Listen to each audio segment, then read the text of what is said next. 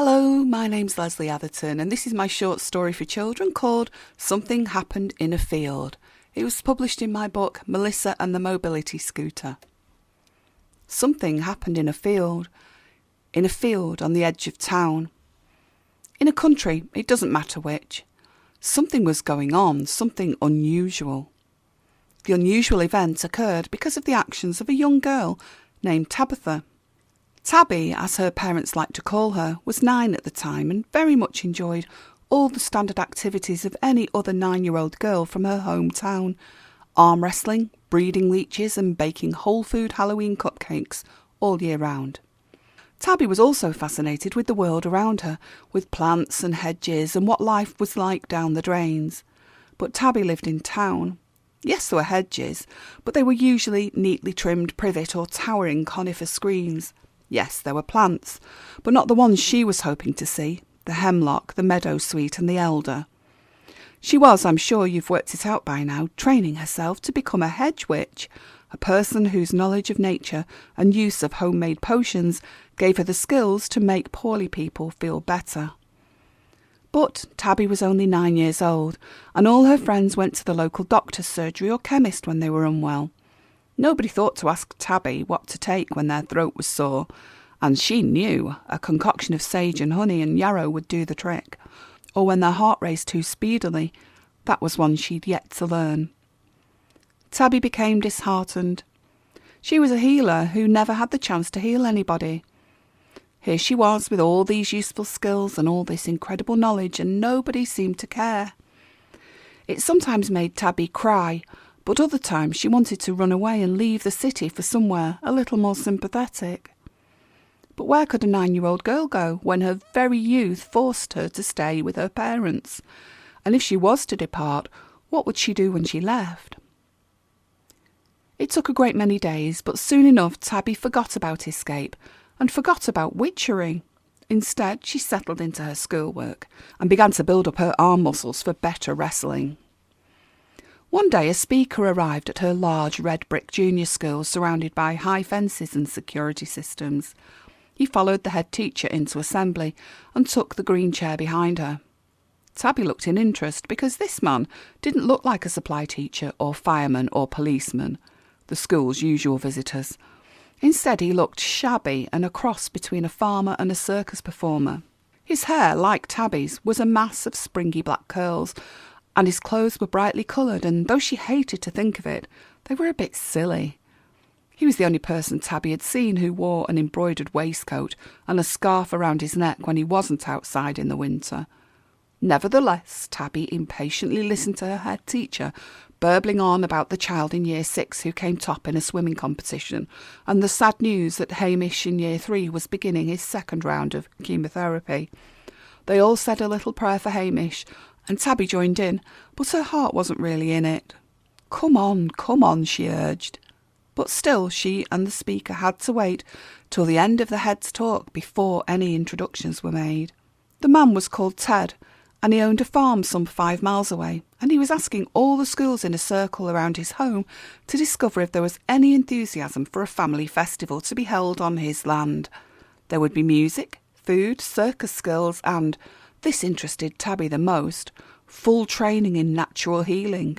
To Tabby it sounded like heaven on earth, and she raised her hand with enthusiasm when the head teacher asked for a handful of volunteers to stay behind after assembly to talk to Ted and give him suggestions. The stay-behinders were few. Just the one, Tabby. Disappointingly, all the other kids laughed, and one of them shouted "Dirty hippie" at Ted as he left the hall. Tabby waited patiently in her chair until all the children had left. Just Tabby, the head teacher, and Ted were left in the room. Ted walked up to her and sat down on the row of chairs in front. He offered his hand for her to shake. "Ted Tuesday," he said. "Festival organiser, perhaps." Tabby grinned at him as she shook. "Tabitha Frost," she said. "Trainee hedge witch." And so their friendship began. That day, Tabby gave Ted many good pieces of advice, so much so that even the head teacher became fired up with enthusiasm. Because Tabby knew so much and came up with so many ideas, it was agreed that Ted would visit the school every Friday lunchtime and that he, the head teacher, and Tabby would work on the festival plan together. Tabby was delighted. It was what she had been born to do, and what every life moment till that point had been about.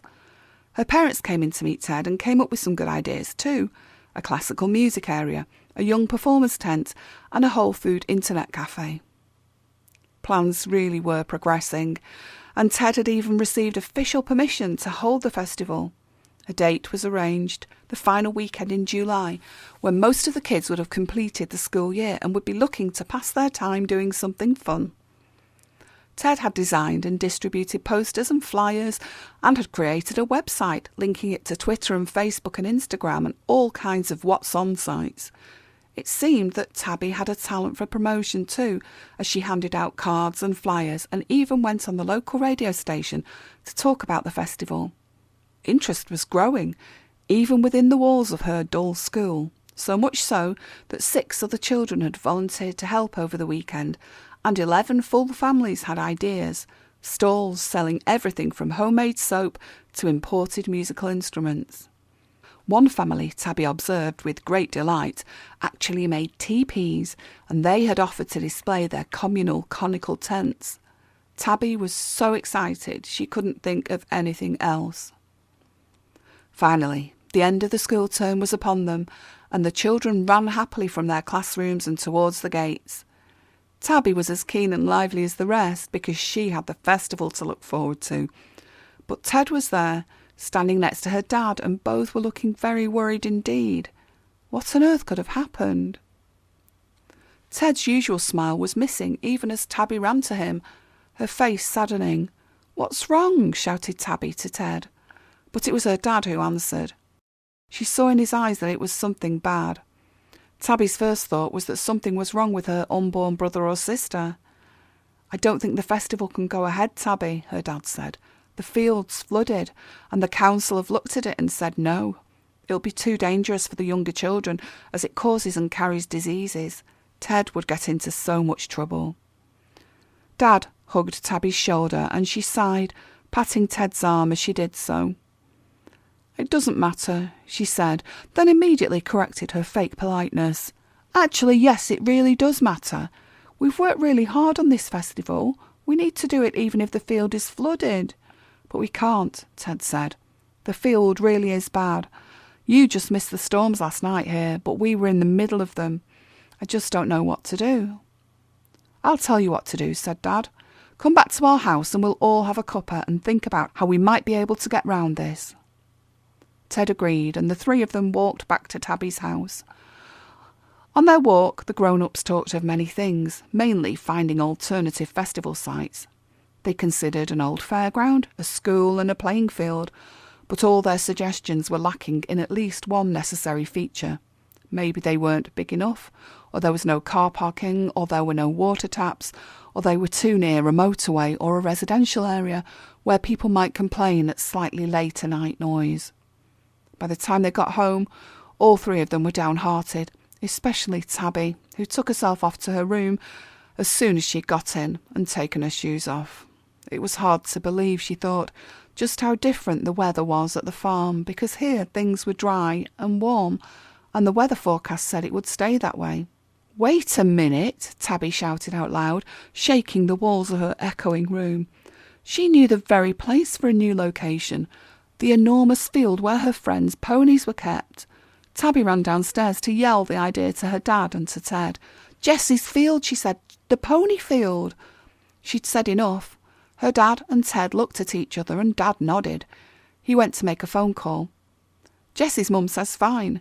They'll put the 4 ponies in the horse box and bring them to your farm for the weekend. You pay for the feed and you clean up after. Either that or they stay, and we offer them as a festival feature."